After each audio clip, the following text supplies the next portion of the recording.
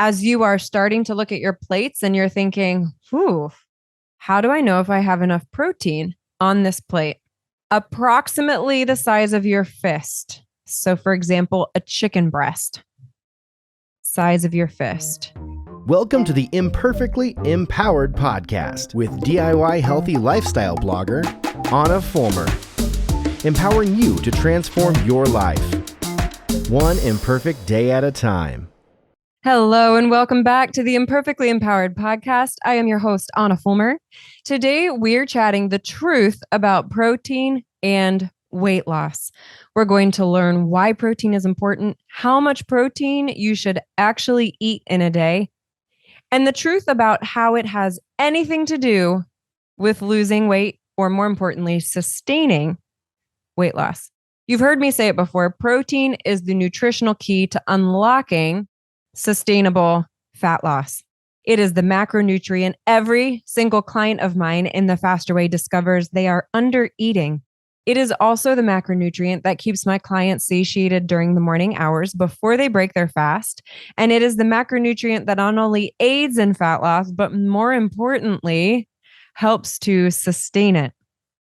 So let's first, before we dive into how much you should be eating and the best sources to get protein from, let's first talk about why protein is important to the body. Protein is one of the three nutritional building blocks of the human body, also called macronutrients. Those are carbs, fat, protein, and is found in skin, hair, nails, bones, muscle, virtually every tissue in our body. Protein is an essential nutrient for muscle growth. It helps build and maintain muscles by providing amino acids needed for building new tissue.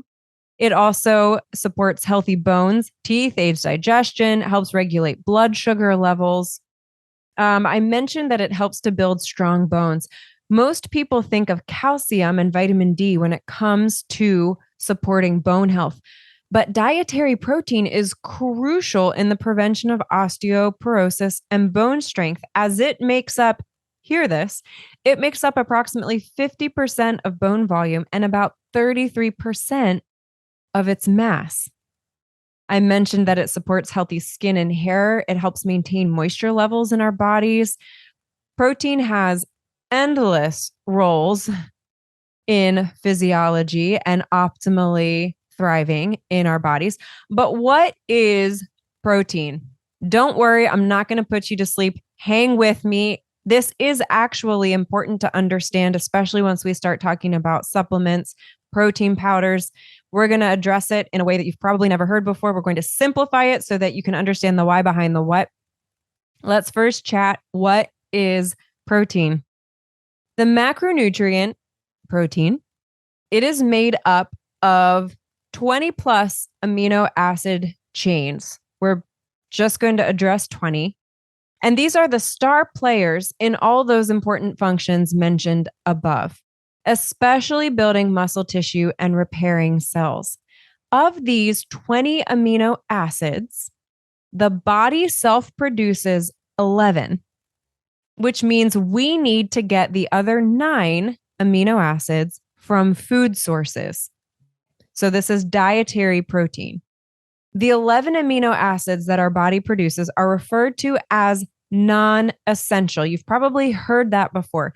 Non-essential just simply means like we can make them in our sleep. All right. These are non-essential for us to prioritize because our bodies have been fearfully and wonderfully made, and they are making these in our sleep. These are non-essential. We can kind of put those aside. We don't need to worry about those 11. However, the other 9 are called essential amino acids. This means we have to work to get these into our body. Again, we mentioned all of the important functions that protein provides for our bodies. So these 9 are essential that we add them into our diet. The 9 essential amino acids, get ready for these names: leucine, isoleucine, valine, tryptophan, lysine, methionine, histidine, phenylalanine, threonine, right? They all sound like Lord of the Rings characters. They're not. They are the 9 essential amino acids. And here's an interesting side note for any of you who are in fitness programs, nutrition programs, you read up on supplements or protein powders, the list goes on. You've probably heard of BCAAs. Have you ever wondered what in the world they actually are? You'll hear of people like, I take my BCAAs in the morning. What are BCAAs? Those first 3 amino acids that I just listed, leucine, isoleucine, and valine, those 3 are actually known as branched chain amino acids, or BCAAs. BCAAs. They are, I'm like yawning as I'm about to read this off of my notes. They are referred to as such due to the branched chain-like nature of the molecular structure. I know I just said molecular. Please don't fall asleep on me. Hang in there. But I think it's important to understand what you're being told and what are BCAAs. You've heard fitness influencers talk about them, but what are they?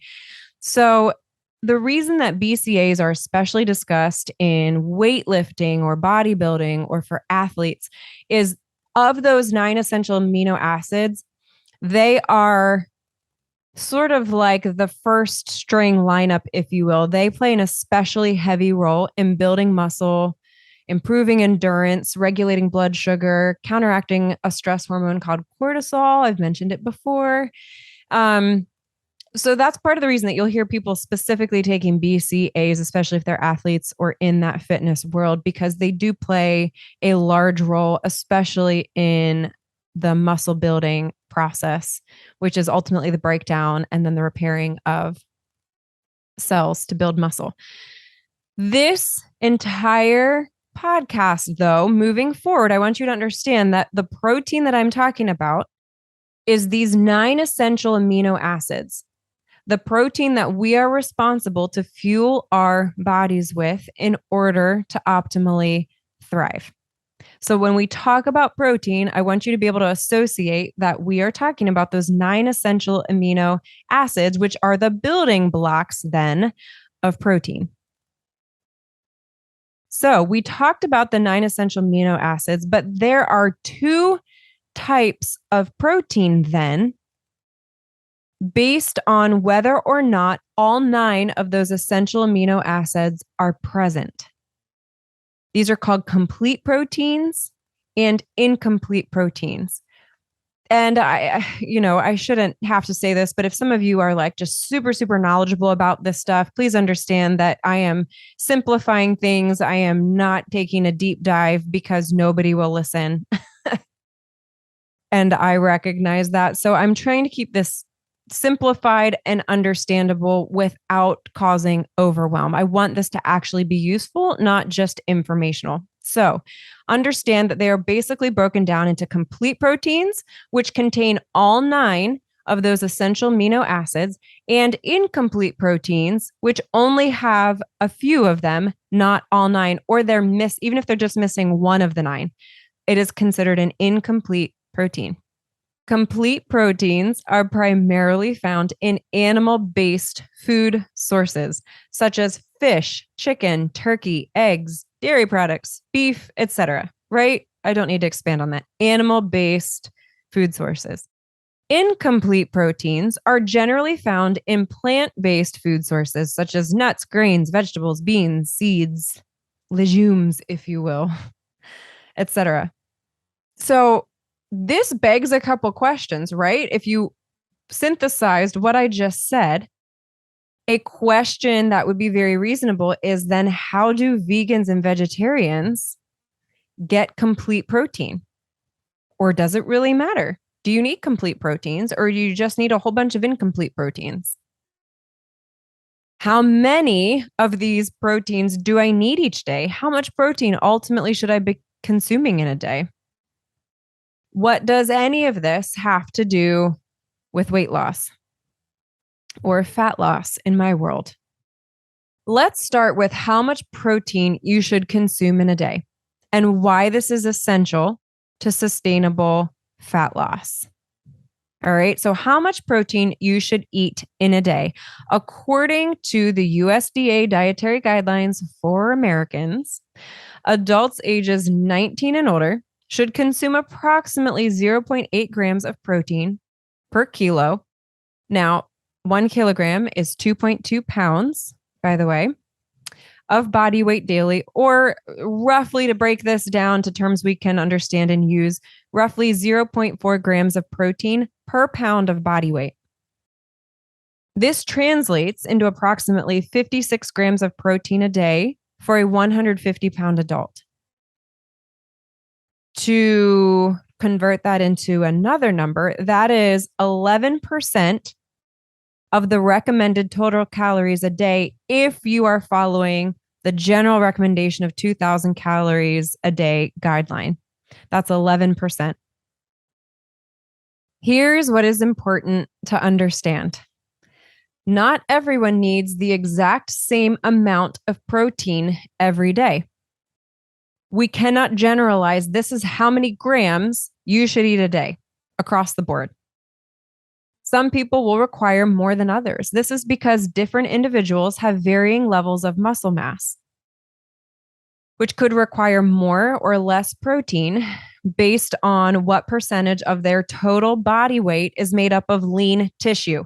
Now, when we talk about body weight, we talk about weight loss versus fat loss. If you have not heard my whole spiel on the importance of body fat percentage, there's multiple podcast episodes where, I'm addressing other areas like macronutrients and the importance of, body fat percentage over the number on a scale, etc. But just understand that there is a number that is of your total body weight that is ultimately made up of lean tissue. And this is essentially what protein is helping to build. For my faster way clients, we are proactively replacing excess disease-promoting body fat with lean, mean muscle tissue to reach a sustainable, fit body fat percentage. I included a link. I've not done a podcast episode on this yet. It is coming. Hang tight. I'm trying to make it very applicable for people. But if you want to learn how to assess your disease risk by calculating your body fat percentage, you want to click on this link. It's going to talk about how to understand total body weight appropriately, what you should do with the number on the scale. I'll give you a hint. You should ditch your scale. The majority of you should be ditching your scale and measuring body fat percentage. So be sure to click on that link. Like I said, there's a podcast episode coming. It's something I'm very passionate about because we need to be using numbers that actually matter, not ones that just simply destroy our mental and emotional health, like the number on a scale. There are multiple strategies that we use in my Faster Way to Fat Loss clients in the program to do this. But two primary players in fat loss are increased protein intake plus muscle building cardio and strength training.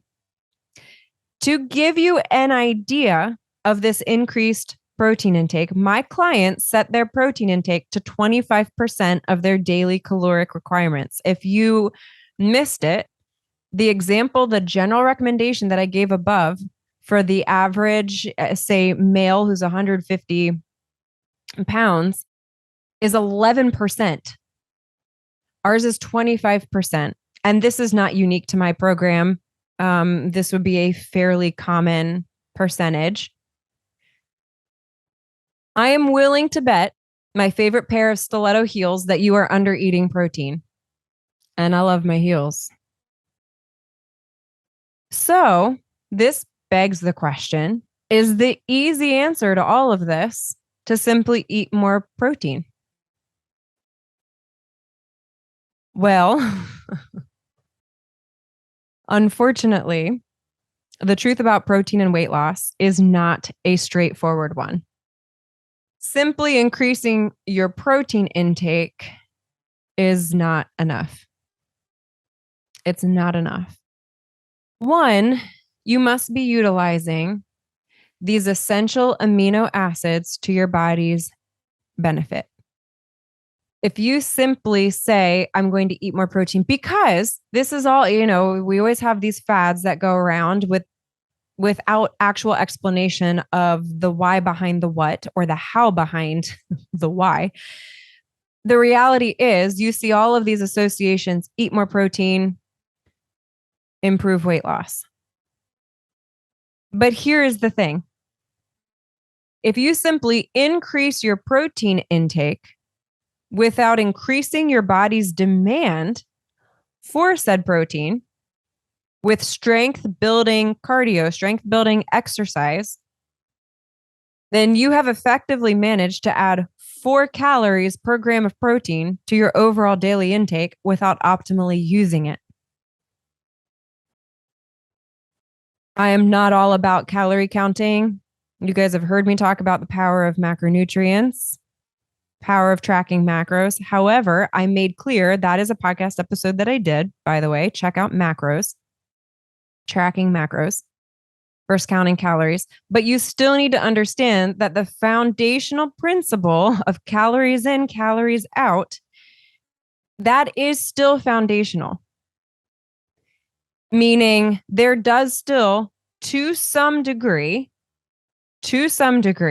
have to be a calorie deficit. Meaning this, simply because protein, although it does absolutely aid in fat loss and sustainable fat loss, you still have to match it with energy out. Now, what people don't understand is also the way to maximize the energy out piece, which is we're talking about exercise. Exercise activity thermogenesis. We're talking about non-exercise activity thermogenesis, right? Just your daily movement and increasing your non-exercise calories burned. There's so many strategies to maximizing the energy out, but I'm trying to make the point that even though I'm all about tracking macros, I'm not all about calories in, calories out, because the quality of the calories matter. They matter. We don't want a deprivation mindset, which is what calorie tracking more often than not promotes. Not always, but more often than not. We want to see food as fuel, to be mindful about what we're eating. It is much, much easier to do that when you understand what tracking macros involves and understanding what you are fueling your body with and how it is effectively empowering, strengthening, healing your body. So you cannot just increase protein without matching that increase with the appropriate exercise. Truth number 2, a lot of protein is high in saturated fat, and especially if it has been processed, it is also going to be very high in salt. This poses some significant chronic health issues or could negatively impact someone who has a predisposition for heart disease or high blood pressure.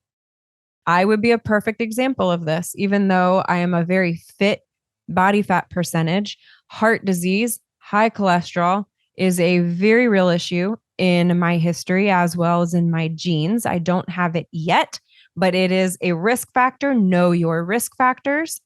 So for me to just simply increase my protein without mindfully assessing what type of protein I am fueling my body with could result in too much saturated fat, could result in too much salt. So again, to just simply increase it, you have to be careful. You have to actually understand the protein that you are fueling with.